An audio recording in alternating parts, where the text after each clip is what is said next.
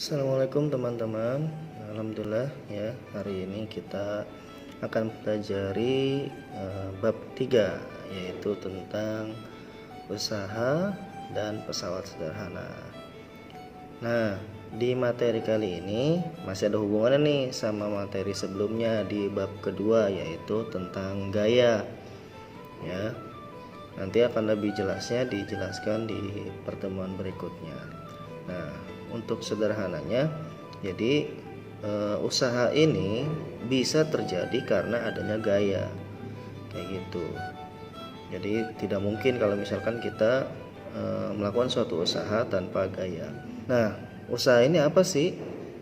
Jadi usaha ini adalah apa yang dilakukan oleh kita bertujuan untuk melakukan suatu aktivitas ya, memindahkan benda kayak gitu.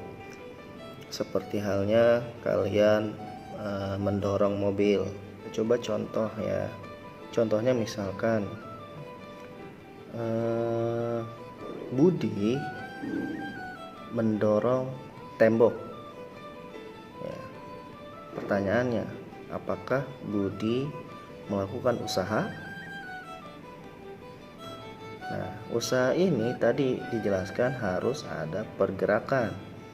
Maka ketika Budi mendorong tembok ya, karena temboknya tidak bergerak, maka Budi ya tidak melakukan usaha. Dia hanya gaya saja, hanya gaya dorong saja. Atau dalam fisika disebut usaha nol ya. Nah, atau tadi mendorong mobil. Nah, kalau dalam fisika mendorong mobil disebut usaha positif ya. Nah, ada yang berkebalikan disebut usaha negatif. Apa itu? Yaitu contohnya mobil merem ya. Jadi saat mobil mengerem gitu kan, lagi berjalan lalu direm, itu adalah salah satu bentuk usaha negatif atau berlawanan dari arah bendanya kayak gitu. Jadi ada 3 ya, usaha positif, usaha nol, dan usaha negatif. Nah, selanjutnya kita akan pelajari tentang pesawat sederhana. Apa sih hubungannya usaha dan pesawat sederhana? Nanti lebih jelasnya di pertemuan berikutnya ya. Nah, di pesawat sederhana itu ada 4 ya. Ada 4. Yang pertama adalah pengungkit. Yang kedua adalah katrol, yang ketiga adalah bidang miring, yang keempat adalah gear ya. Nah, dalam pengungkit itu ada 3 jenis pengungkit.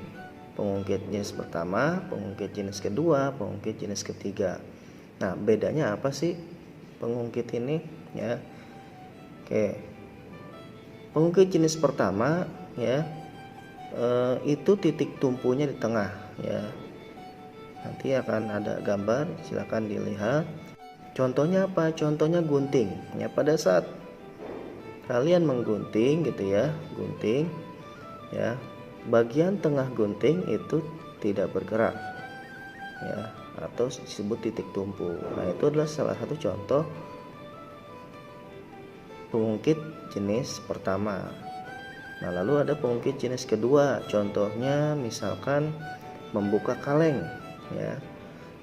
Nah, pengungkit jenis kedua ini yang di tengah itu adalah beban ya. Jadi pada saat buka kaleng ya, di tengah itu adalah tutup kalengnya sebagai bebannya ya, sedangkan titik tumpunya itu ada di ujung pembuka kalengnya kayak gitu.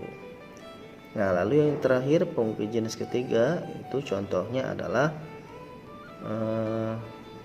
yang di tengahnya itu adalah kuasa kayak gitu. Contohnya kalian memukul dengan palu ya, memukul dengan palu.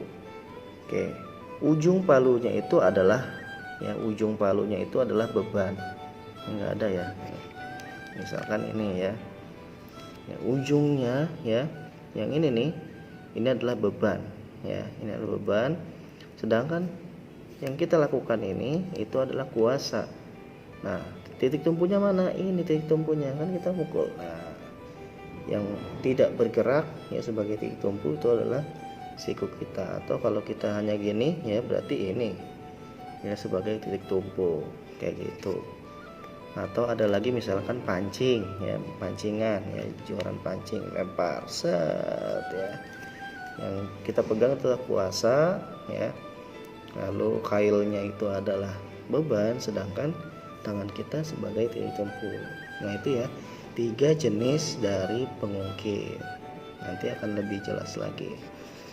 Oke, yang kedua itulah katrol. Nah katrol juga dibagi 3 ya, ada katrol tetap, ada katrol bebas atau bergerak, ada katrol ganda atau majemuk ya. Nah bedanya apa sih dari ketiga katrol ini? Yang pertama, katrol tetap itu ya terdiri hanya dari satu katrol ya, satu katrol, dan dia tidak bergerak. Katrol tersebut tidak bergerak, yang bergerak hanya talinya, nanti tinggal cek di gambar. Lalu katrol bebas atau katrol bergerak ya, katrolnya ikut bergerak ya. Lalu yang ketiga, katrol majemuk atau katrol ganda itu adalah gabungan ya, gabungan dari katrol tetap dan katrol bergerak. Nah ketiga katrol ini punya fungsi dan keuntungan masing-masing kayak gitu. Nah yang ketiga dari pesawat sederhana yaitu bidang miring. Apa sih bidang miring itu? Ya, apa sih kegunaan bidang miring? Contoh kalian mungkin sedang pernah mungkinnya ke gunung gitu ya. Naik gunung, kenapa sih jalan di gunung itu muter-muter ya?